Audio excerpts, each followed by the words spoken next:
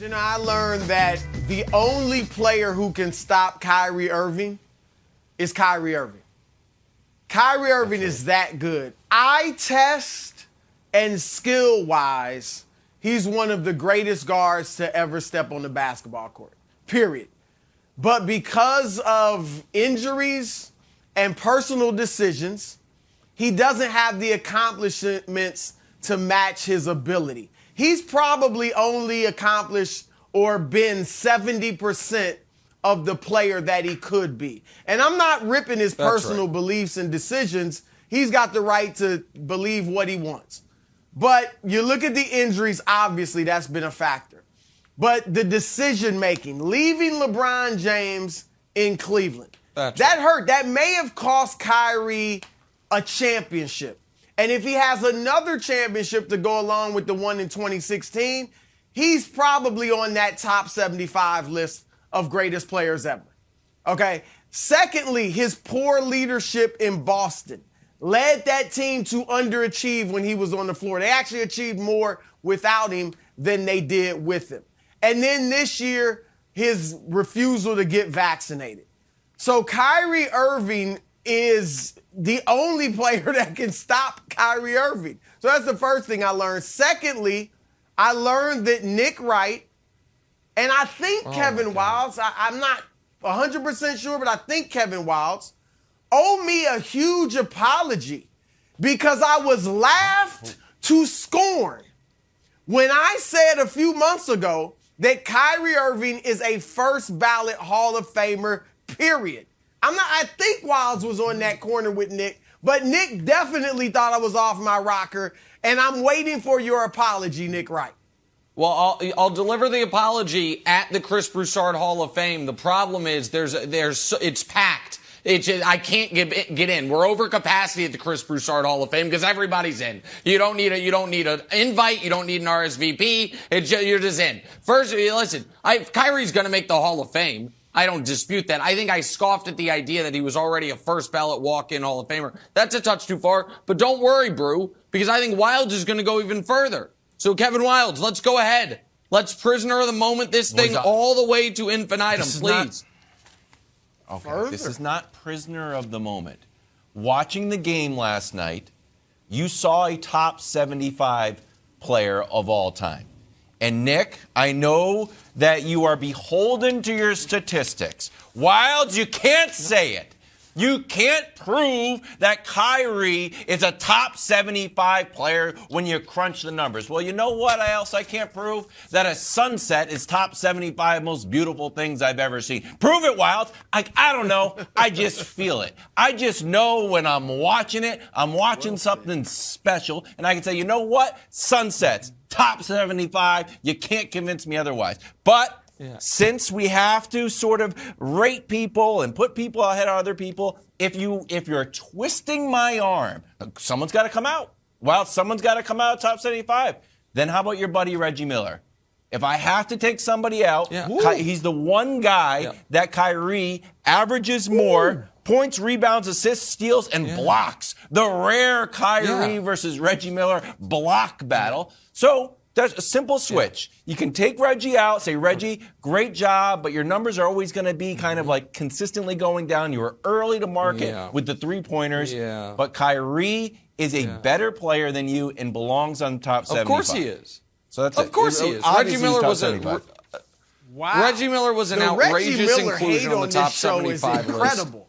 It's just truth telling. My goodness. It's just truth telling. But just real quick, so here's the problem, Wildes, and there's a lot of problems with that. But before I get to the problems, let me say this. Kyrie was utterly phenomenal last night. I agree with almost everything Bruce said. He's been his own worst enemy throughout the majority of his career. When he's on, people, 60 points at 6'2". Come on now. And by the way, he could have gotten 70. He absolutely could have gotten, he came out with 7.5, 8 minutes left? I thought, 8:30. when I was watching this game, I'm not going to act like I was watching it from opening tip. Magic Nets was not top of my list. But once you saw what Kyrie was doing, I turned it on. I thought there was a moment where Kobe's 81 could be in play. So so let me say all that because that is true. Now let me deal with Wildes' nonsense. First of all, I'll meet you at the Reggie Miller thing. You're right. Unfortunately for you, the top 75 list was 76 guys. So you take Reggie off, we're still at 75, we got to kick someone else off. The other problem is, you got Kyrie jumping the line of Tracy McGrady, your dear friend Tracy McGrady. You got Kyrie jumping the line of Dwight Howard. You got Kyrie jumping the line of Bernard King or Sidney Moncrief. Yes. You probably do because you don't respect the older basketball players, but me and Broussard do. So let's just compare him to the other guys on the list who have played the least amount of minutes. Because that's the reason Kyrie didn't make the list was because he hasn't played enough. Okay, who we removing? Those are first, second team All-NBAs, top 5 MVP finishes, and top 10 MVP finishes.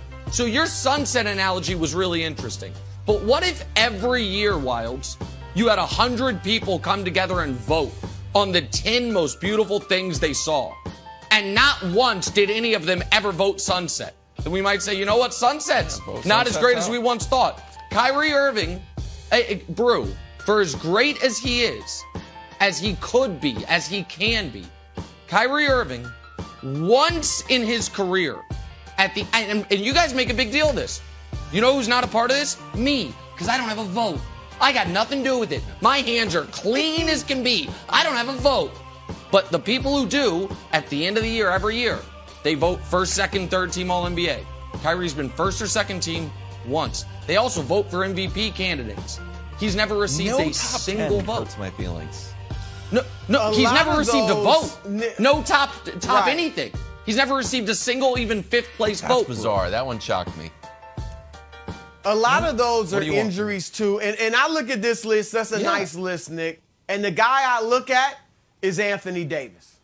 All right, because they're similar. I mean, Davis has been hurt a lot. Sure. Kyrie has been hurt a lot. They both won one championship with LeBron. Obviously, AD is a better defensive player and all that.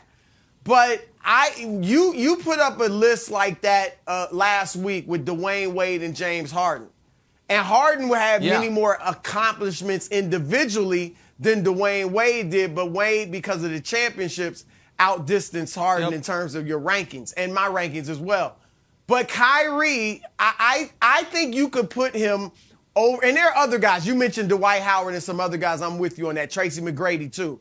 But you could put him ahead of Anthony Davis because Kyrie hit arguably the greatest shot in NBA history. I would say the second best after Ray Allen's shot in Game 6 against San Antonio. But Kyrie's shot to win the 3-1 comeback, the only one in NBA Finals history, Kyrie averaged 27 points in that series. I would argue you could put Kyrie ahead of Anthony Davis. You really could. Dame has accomplished more, obviously Kawhi, but you could put him ahead of AD. Wilds, I heard you muttering. The commonality there is two guys who played the best basketball of their lives alongside LeBron James or had the greatest moments of their life alongside LeBron James. That's the commonality. So there you go. But But I believe Anthony Davis's peak, and I think the MVP finishes show it, has been higher than Kyrie. But Anthony Davis also was, I would imagine, one of the last top 75 inclusions. Anthony Davis, for his career, not for a series, for his career in the playoffs, is 27 a game. And, Brew, we're talking great shots. AD did hit a playoff game-winning buzzer beater over the guy I'm told might end up the greatest player ever, Nikola Jokic. So what more do you want from him? Western Conference Finals over the GOAT, Jokic. I mean, that's got it. No, but it's over the GOAT. It's over Jokic. Here's the bone I'll throw you, Wilds. If Kyrie stays healthy and plays full-time like the rest of his career, which 5, 6 100, years? No question. He could be added, in 25 years, he could be added to that top 100 team, just like Bob McAdoo and Dominique Wilkins were in the top 75. Thanks for watching. Subscribe here to get the latest from the show. Also, be sure to check out more of the best clips from First Things First, or go watch a few segments from our other shows on FS1.